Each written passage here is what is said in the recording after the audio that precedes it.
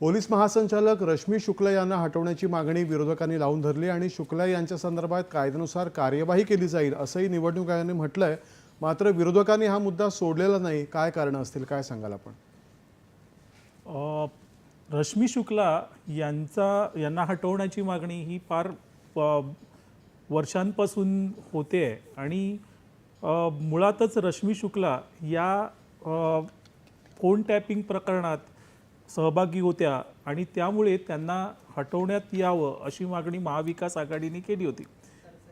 आता ही कारवाई फार वेगात व्हावी असं विरोधक म्हणतात। विरोधक हे सांगताना निश्चितच त्या माध्यमातून महायुतीला आणि विशेषतः देवेंद्र फडणवीस यांना लक्ष्य करतायत असं दिसून येत आहे आणि हे लक्ष्य करताना त्यातून राजकीय फायदा किंवा राजकीय लाभ हा कसा मिळवता येईल याकडे विरोधकांचं लक्ष आहे।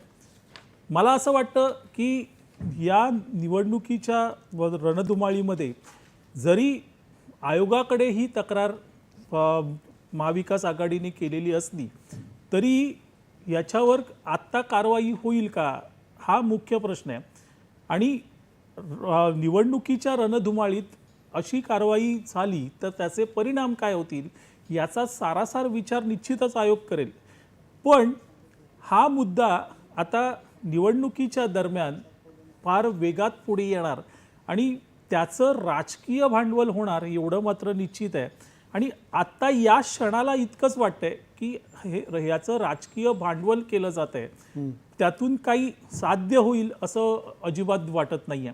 त्यामुळे शैलेंद्रजी आपण काय सांगाल? पोलीस महासंचालक बदलले पाहिजेत? त्याच्यामध्ये काय झालंय की जर ते बदलायचे असतेच समजा तर निवडणूक आयोगाचे केंद्रीय आयोगाचे निरीक्षक येऊन गेले, त्याच्यानंतर राज्य निवडणूक आयोग सक्रिय आहे, या सगळ्या कार्यवाहीमध्येच ती बदली रुटीनमध्ये झाली असती। तसं काही त्यांना आढळलं नाही म्हणूनच त्यांनी त्यांना पदावर ठेवलंय। कारण निवडणूक आयोगाबद्दल कुठलाही आक्षेप घेणं म्हणजे निवडणूक आयोगावर काय सगळ्याच यंत्रणांवर आक्षेप घेतलाच जातो ना की मोदींनी ईडीचा वापर केला, अमुक केलं तमुक केलं, सगळे म्हणजे आत्ता तर न्यायालयाबद्दल देखील असे आरोप विरोधकांकडून केले जातात। पण ठीक आहे, हा त्यांचा प्रश्न आहे, त्यांनी काय काय आरोप करायचे। परंतु रश्मी शुक्लांची आत्ता म्हणजे त्या वादग्रस्त अधिकारी आहेत का तर आहेत, म्हणजे फोन टॅपिंगमध्ये नाव आलं, महाविकास आघाडीच्या काळात निलंबनही झालं, चौकशीही झाली त्यांची।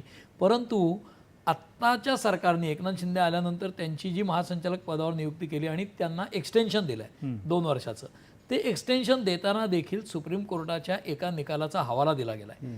म्हणजे ते एक्सेप्शन असेल कदाचित, पण ते इल्लीगल आहे का असं वाटत नाही ते 2 वर्षाचं एक्सटेन्शन, कारण ते पूर्ण कायदा विधा सगळं बघूनच दिलं आहे, सुप्रीम कोर्टाच्या एका निकालाचा आधार घेऊनच दिलं आहे, त्यामुळे 2 वर्षाचं एक्सटेन्शन दिलं आहे, त्या पदावर आहेत। त्यामुळे सरकारने अपॉइंटमेंट केली आणि इलेक्शन कमिशनला जर त्या तशा वादग्रस्त वाटल्या असत्या तर त्यांनी त्यावेळेलाच त्यांना काहीतरी केलं असं निवडणूक कंडक्ट करताना। पण आचारसंहिता जाहीर झाली, आज माघारीची तारीख येते, त्यावेळेला हे पुन्हा पुन्हा आरोप करतायत। याचा अर्थ की कदाचित तो मुद्दा रोजच्या रोज लावून धरला असता निवडणूक जाहीर होताना तर थोडाफार त्याचा परिणाम झाला असता। आत्ता त्याचं इम्प्रेशन म्हणजे मी राजकीय अंगाने याच्याकडे बघतोय, राजकीय विश्लेषणाच्या अंगाने, की रश्मी शुक्लांवर पुन्हा पुन्हा त्यांच्या बदलीची मागणी करणं आणि फडणवीसांना टार्गेट करायचा प्रयत्न केला तर त्यातनं कदाचित हे निवडणूक हारतात म्हणून असे मुद्दे उपस्थित करतात का, कारण हा कोर पॉलिटिकल मुद्दा नाही आहे। त्यामुळे रश्मी शुक्ला पोलीस महासंचालक असल्या तरी अख्ख्या निवडणुकीवर प्रभाव टाकू शकतील अशी शक्यता नाही। म्हणजे महाराष्ट्र हे तसं राज्य नाही आहे, म्हणजे बिहारमध्ये किंवा कलकत्त्यामध्ये बूथ कॅप्चरिंग होतं किंवा विरोधी वोटर्सना यूज दिलं जात नाही बूथपर्यंत आणि त्यासाठी यंत्रणेचा वापर होतो, त्या पद्धतीची निवडणूक महाराष्ट्रात होत नाही। आणि जर तसं असतं तर लोकसभेला भारतीय जनता पक्ष 23वरनं 9वर नसताच आला ना। त्यामुळे तसा मिसयूज ऑफ अथॉरिटी किंवा पोलीस मशिनरी केला जातोय का महाराष्ट्रात?